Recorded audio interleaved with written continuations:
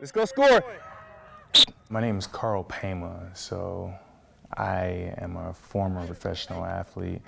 I was drafted Denver Broncos from Washington State, so that's what brought me here. That was my first time in Colorado, and I've been here since. Yeah, so I'm retired right now, just focused on real estate, passive investing, and just being a father. Daddy, What's up? how did this get broken? So that's priority number one, my family and my son, making sure there's structure. Football was just a means to end, really. I was always trying to figure out how to get to the next level, and I will continue to make money. So right now I'm here today because there's like a minor leak, and I got a call from maintenance. I mean, this is what comes with the territory, being an investor. And this is Unit A that's being affected.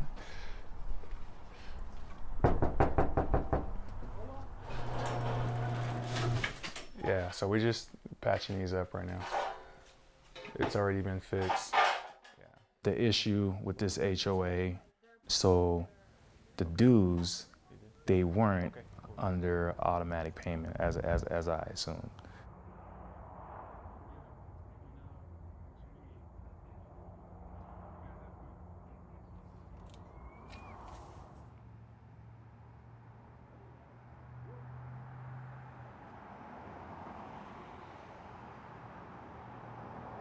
I was willing to pay.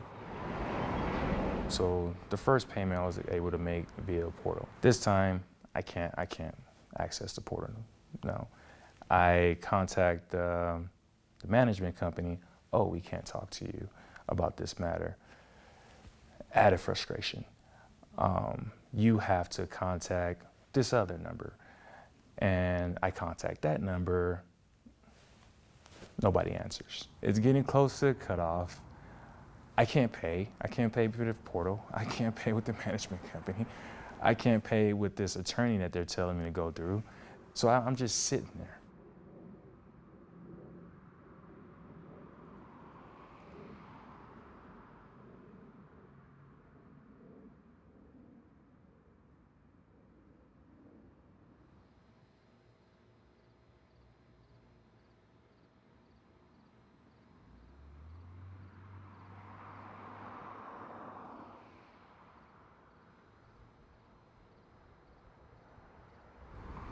A lot of people, they just said, you know what, the HOAs, they have so much power that it's just not worth your time.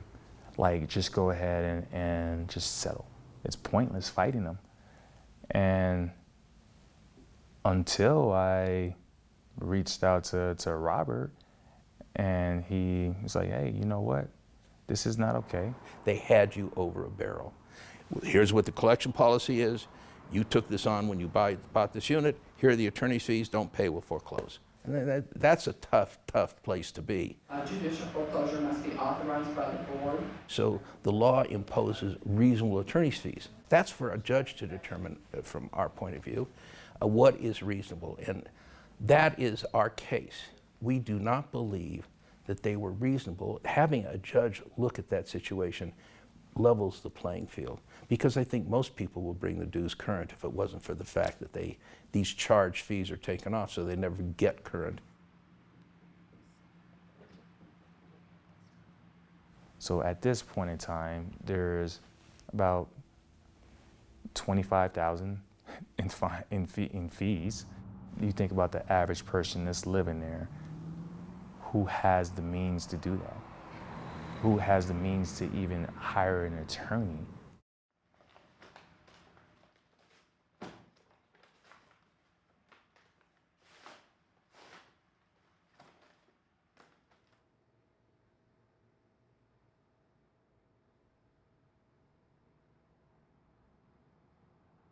Well, they're just blue collar people, like working class individuals that can't even fathom going through what I went through. No. It is a high risk, there's no question about it. There's no way I'm gonna get taken advantage of. So I don't like wasting money, not at all. I could use my money with way better things. But at some point in times, you gotta fight back. We'll catch y'all Wednesday. You gotta fight back. You gotta be the voice for You know where you're going? people who can't.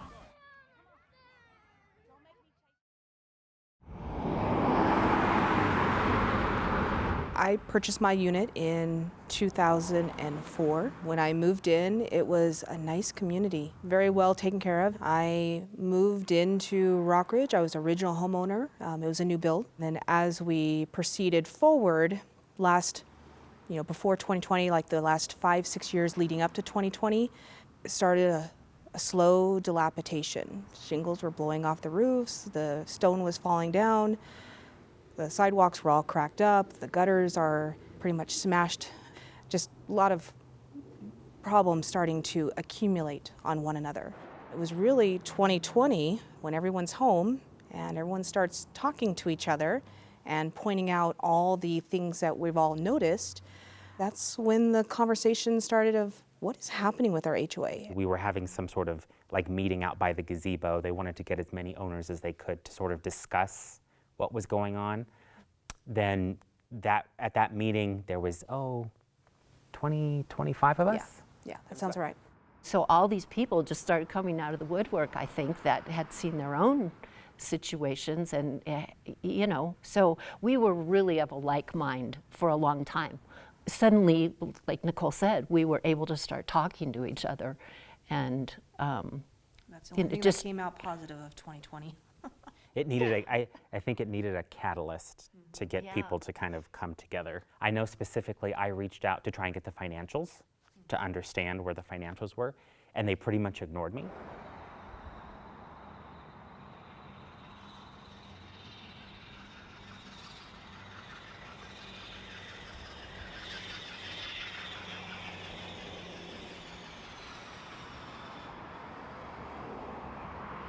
So I think that's where it was like, you kind of felt helpless. Someone at Dora was very helpful, but it was get out or pool money and take them to court. And that just seems like, it's such a huge task to take on.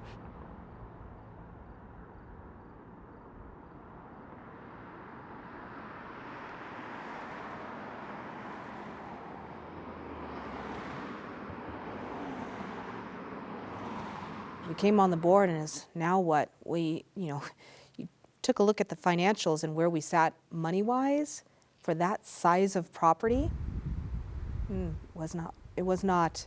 I was hoping it was going to be more. Unfortunately, we had to be the bad guys on the board in having, no one wants to pay more money, but for the best interest of the community, dues had to go up because there's other projects that have to be prioritized. What's hard now is communicating to all those new people why we have no money, why we're in this situation that we're in. It took us 18 years to get into this mess. It's going to take us, if not 18 years plus years, to crawl out of it. Now, the facts here are absolutely undisputed that Mr. Pema was delinquent in payment of assessments to Rock Ridge Condominium Association.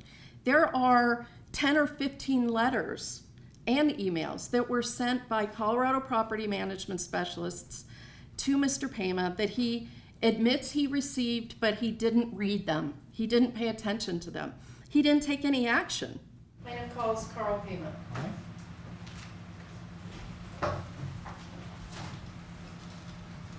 Mr. Pema, if you raise your right hand for me. Do you solemnly swear or affirm under penalty of law the testimony you're about to give is the truth, the whole truth, and nothing but the truth? Yes, sir. Thank you. You may be seated.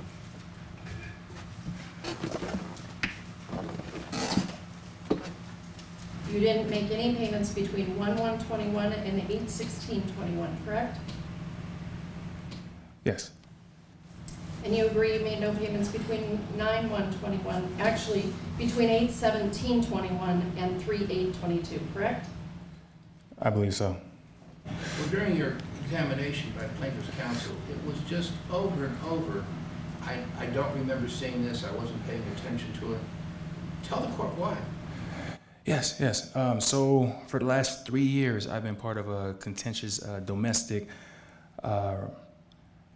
proceedings, and it involves my son. It's involved custody of my son. So that was my focal point for pretty much the last 3 years. You've been handed Exhibit 20, which is a letter from my office dated December 15, 2020,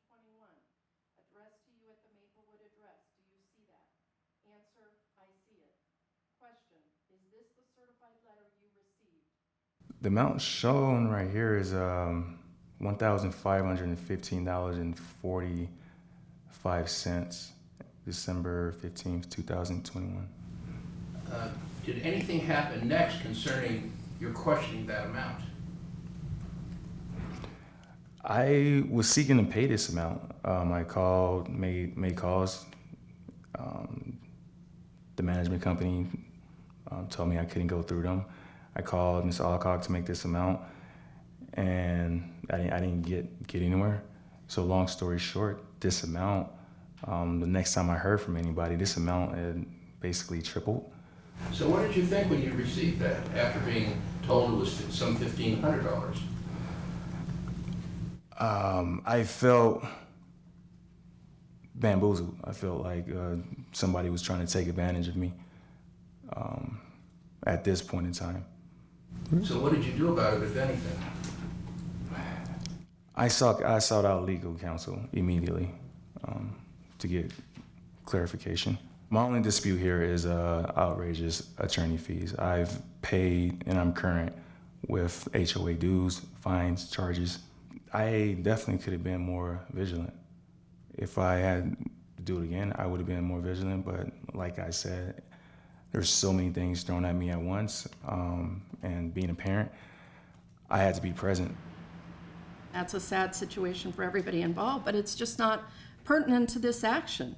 Those kinds of problems that we have in our personal life don't provide a legal excuse for failing to comply with your contractual obligations. When certain people decide they don't want to pay their assessments, either bills go unpaid and certainly other people who are paying their assessments, it's unfair to those individuals who have paid their obligations. The failure of associations to be diligent in collecting assessments has created problems in associations. When CPMS took over management of Rockridge, there were insufficient reserves and some delayed maintenance to the property that needed to be remedied. That made collecting delinquencies in this case critical. He didn't pay attention. I understand he didn't pay attention. And yes, he's responsible. We're not denying that. The question is reasonableness. And to make the account in default because they keep billing and billing and billing, and therefore they're able to charge more attorney's fees and more attorney's fees, is the wrong picture.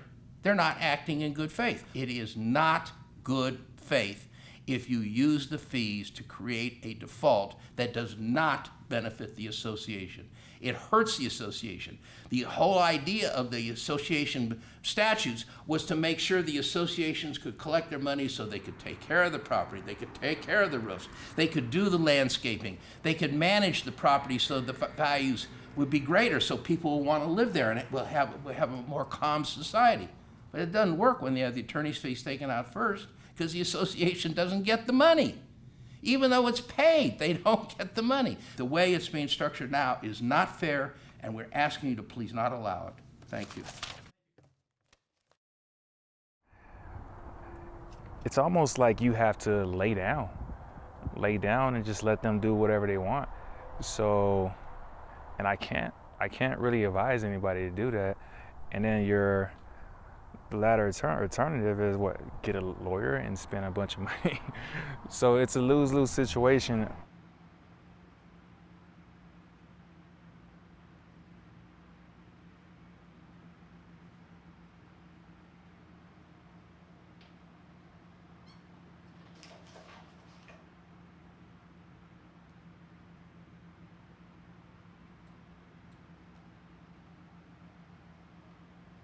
At first, I have to try to make sense out of it. From a legal standpoint, who prevails? Nobody here. Not me. Association, yeah, you're not helping nobody. It's frustrating too because what other avenues does the HOA have to get the homeowner to pay? The point is, why didn't he continue to try to reach the attorney and go to the office and pay the bill? I think there's probably culpability to go around. We've already told you how poor we are. I mean, we just took a giant step back. What was the point of that? Who wins on both sides? Nobody The lawyers. The attorneys. Yeah. Isn't that how it always That's is? typical, though, isn't it? We have disputes that happen. We have homeowner against homeowner, we have homeowner against HOA, and it ends up in court, costs a whole bunch of people a lot of money. And who makes out on that? The attorneys do. There needs to be some reform to keep people out of disputes and really do that to begin with. You can prevent a lot of these things from ever going to court and having these problems stem in the first place. But the industry is a very powerful group and they don't want to change. They like things the way they are. Folks, don't go to court. It's not a great place for justice. If the legislature followed the recommendations in several state studies, there would be an out-of-court dispute resolution process in the state HOA office, where I'm telling you and everyone, 95% of HOA homeowner complaints could be handled in that office. There's a lot of talk about out-of-court dispute resolution processes. I think as a concept, it sounds great. I think everyone would agree if we could resolve issues faster and less expensively, it would be a good thing. But I'm not sure if substituting a state officer as the judge of this issue is any better than where we are now. The other thing that I worry about is the cost that associations will have to incur to defend these. There have to be other states we can model something better around, you know, to protect the homeowners. I think that's the bigger picture from here. I mean, this sucks, but I'll get over it. Yeah, just bringing awareness to the public and what's going on, and it's not right. It's not fair, and there needs to be a change.